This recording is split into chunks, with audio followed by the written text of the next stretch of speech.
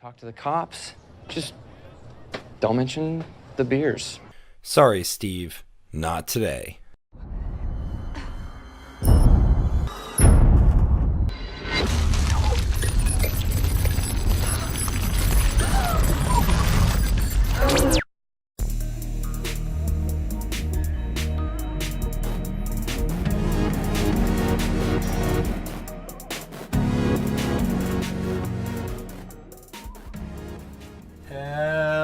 Hello, fellow beer drinkers, and welcome to Pause for a Pint, the show that makes you stop and think, what should I drink? And today we're going to be looking at the show that made my obsession with Eggos socially acceptable, and that's the Netflix original, Stranger Things.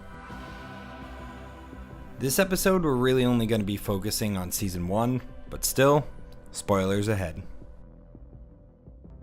Stranger Things takes place in the small town of Hawkins, Indiana, and follows the story of 4 young boys named Mike, Dustin, Lucas, and Will.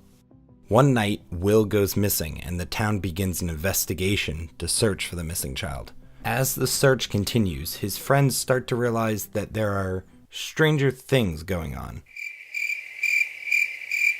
They soon meet a girl named Eleven and find out she has supernatural powers. We soon discover that Eleven was part of the MK Ultra experiments being conducted by Hawkins Labs. Hawkins Labs had been pushing the limits of Eleven's abilities, and in doing so had accidentally opened a gate to another world. And by opening this gate, they had also let loose the Demogorgon.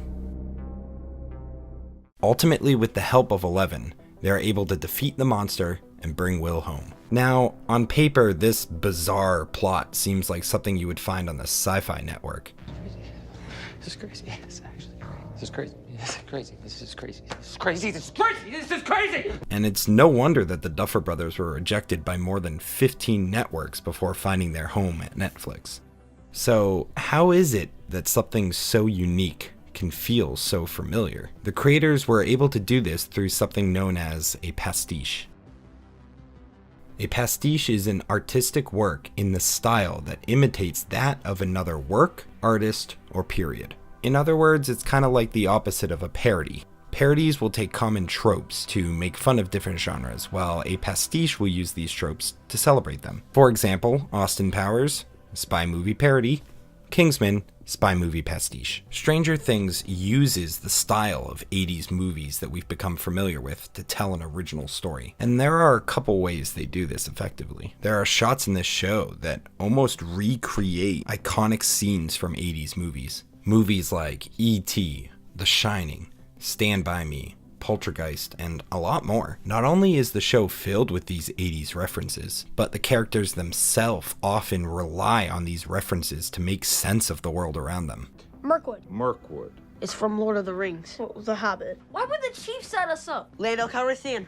Would you shut up about Lando? As we watch the show, we become very familiar with these character types we've seen in movies 1,000 times. But then we are surprised when these character stories take a twist. In past films, the douchebag boyfriend usually becomes exposed as, well, a douchebag. But in Stranger Things, Steve ends up redeeming himself and actually gets the girl. In other classics, kids always go to the police first for help, but are quickly ignored and dismissed by the adults. Well, it was real, I swear. But in Stranger Things, the kids never trust the adults, and the adults end up having to ask for the kids' help. Now, I know what you're all thinking. Andy, shut up and start talking about beer. Okay, let's talk beer. Let's start by talking about history. As we know from the opening of episode 1, the show takes place in November of 1983. Craft beer at that time was just getting back on its feet after recovering from Prohibition. And by the 80s, Americans became familiar with easy drinking lagers and pilsners. And as we can see from the show, easy drinking lagers like Schlitz were really common. Next, let's look at themes. Much like The Goonies or Stand By Me, kids are really thrusted into these dark, serious situations and often end up losing their innocence. And this theme can be reflected through the contrast between the darkness of the Upside Down and the light of the real world. So the beer counterpart to this theme would be black and tans. If we look at the color palette of season 1, there are a lot of brown earth tones. So brown ales, copper ales, and certain red ales. Styles that fit in with this time period will work great. So easy drinking pilsners and lagers. This show is also a mix and match of a bunch of references and genres. So beers that mix multiple styles will work really well. Unorthodox hybrid styles like hoppy dark ales, tart IPAs, sour stouts. So styles to avoid. I would avoid any barrel-aged or high ABV beers, and this is because although Stranger Things is only 8 episodes, the plot demands more of your attention, so if you get too drunk, the show might not make sense. But if you are going to drink a porter or a stout, definitely focus on ones with coffee flavors to them. Coffee and contemplation. I would avoid a lot of beers that have very bright, colorful flavors, stuff like super fruity sours. Stay away from Hefeweizens, Belgian wheat beers, and honestly, I would avoid really hoppy beers. I would definitely save IPAs for more action-packed, explosive, fast-paced movies or shows. With all that out of the way, let's head to the kitchen and drink some beer. Wait, something doesn't feel right. That's better. For our first selection, I wanted to focus on the time period. So what people were drinking were easy drinking, light lagers and pilsners. Stranger Things takes place in the fictional town of Hawkins, Indiana. And although Hawkins is fictional, Indiana isn't. So let's start with our first selection. This is Champagne Velvet. This is their premium pills, and it's actually from the brewery Upland. Normally this brewery only does sours, which is why this brand is based off a pre-prohibition recipe, and they kind of rebrand it so it doesn't, get confused with their other brands that are mostly sours. Let's open this guy up. So this pills is 5.5% alcohol, and it actually won the silver medal for Indiana Brew Cup in 2013. So let's take a smell. Yeah, straight off the bat, it actually kind of smells like a dry champagne. As you can see from the carbonation levels in this, it is very bubbly. Makes me wonder if they actually use the champagne style yeast, which sometimes you see in some beers. It's more common in ciders. Let's try it. Very, very light bitterness or light malt build. That's actually really light, very easy drinking. I could definitely imagine people in 1982 actually drinking this. Like that shot where Hopper wakes up and there's just that beer there, brushes his teeth, and then drinks a beer. Very clean, crisp, effervescent. Let's drink a little more of this first. Roll to the next beer. For our second beer, we're really going to look at the color palette of Stranger Things. Season 1 really has a lot of dark brown earth tone, so I felt a beer that would pair well with that would be a brown ale. So this is Beowulf Brewing's Upside Brown Ale, a brown ale, duh. First off, I'd like to thank Beowulf Brewing for really hooking me up with this beer. Let's crack this bad boy open. So for starters, this beer is 6.5% alcohol, right in the middle of not too strong, not too light. So I remember the first time I had this beer, it was super unique for a brown ale. Stevie from Beowulf, he mentioned that it was really his love for strong porters and stouts that really inspired him to make this beer. This beer is a working recipe he's been working on for the past 7 years or so, way back in his homebrew days. Let's give it a smell. Oh, straight off the bat, you get very toasty, almost like a robust porter's nose. Smelling it, it really does smell like a darker beer. Let's give it a taste. So for a brown ale, you actually get a good amount of hoppy flavor off it, but it's not aggressively bitter or citrusy. It's this weird kind of herbal, earthy hop really blends well with those toasty malts. And this beer is really interesting because its malt build is really complicated. He used a ridiculous amount of base malts, multiple toasted malts, and multiple caramel and crystal malts. And they just stack on top of each other to make a very complex beer for a brown ale, especially because they usually have subtly sweet, caramely in mind. This kind of takes the whole idea of a brown ale and flips it upside down, pun intended. It's drier finish for a brown ale, but it's not super dry or bitter. It almost coats your tongue with a layer of that caramely, not sweet caramely toasted malt. It's very interesting. I dig it. And they pair great with Eggos.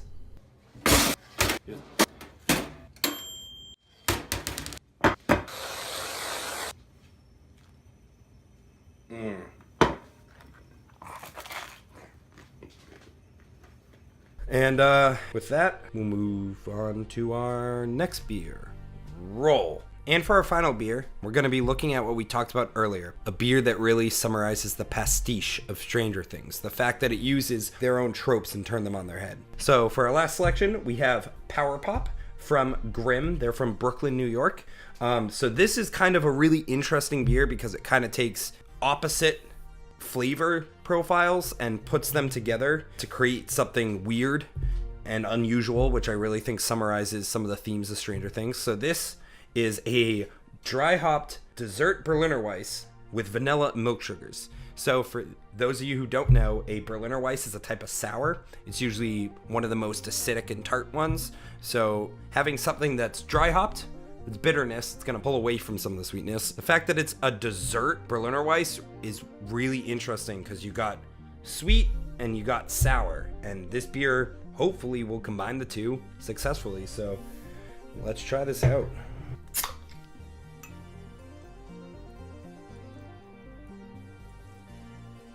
Let's give this a smell. I mean, if this is dry hop, you should get a lot of hop fruit notes. Whoa, that is... Oh, it smells great, but it's really weird. Yeah, so right off the bat, almost a bit of pineapple.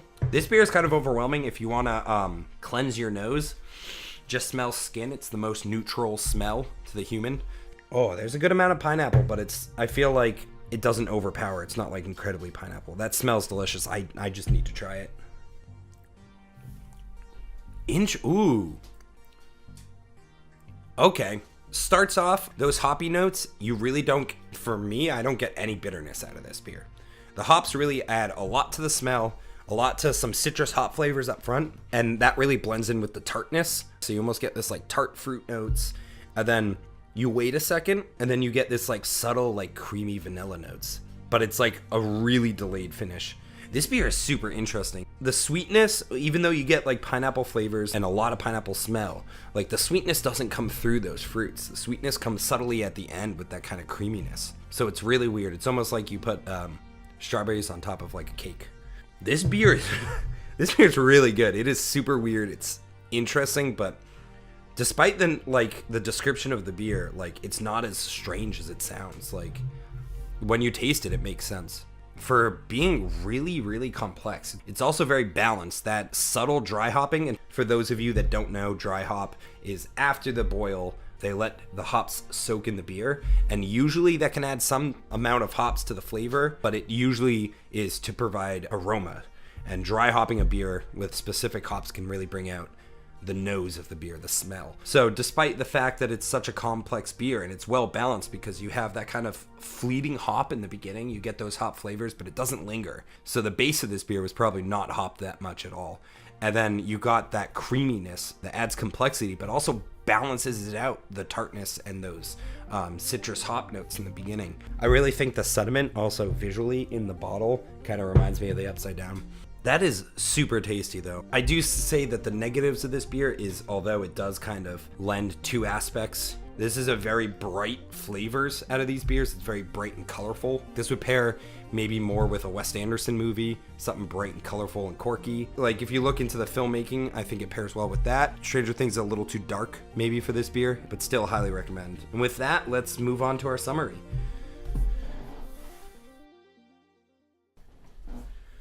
And here we are.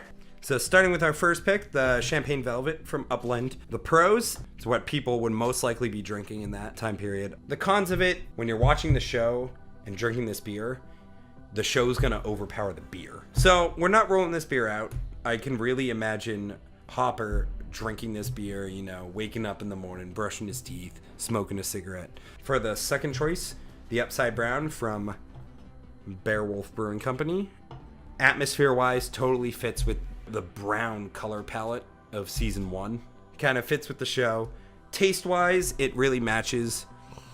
You bring out those like subtle carameliness that reminds me of like robust porters, but it's not super strong like robust porter. I feel like the earthy like toastiness of this beer really is more powerful than the caramely. So it's kind of like a little bit of sweet, reminds you of the kids and their shenanigans, but the roastiness really brings out, you know, the sheriff of a small town, smoking a cigarette, punching security guards, doing what he's got to do to save the town.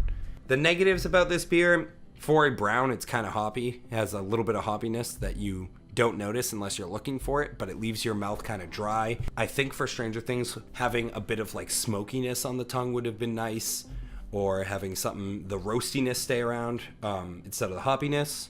And for the third one, Power Pop. Going into the show, this was definitely the beer that I was excited to try. It really summarizes the idea of taking aspects of different things, putting them together to create something new and interesting. But when you're watching the show overall, it seems to be lacking that down-to-earth darkness of the show. Overall, this one's a bit too colorful. It brings out a lot of like bright imagery when I drink it. But with all that said, there can only be one winner. But I can't do it alone. I'm gonna need help. Blink once for yes, twice for no. Can you do that for me, sweetie? Can you do Okay, so Will, what do you think? Champagne Velvet? Oh, okay. Let's Upside Brown? There we go. We got a winner. Will Byer himself. Winner, Upside Brown. Thank you all for watching Pause for a Pint episode 2. If you like what you saw here, feel free to click the link, check out last week's video, also subscribe, and in the comments below, let me know what beer you think pairs best with Stranger Things. Also, let me know what show you would like to see featured in a future episode. In next video, we will be looking at our first video game, and that's the game that took 2017 by storm.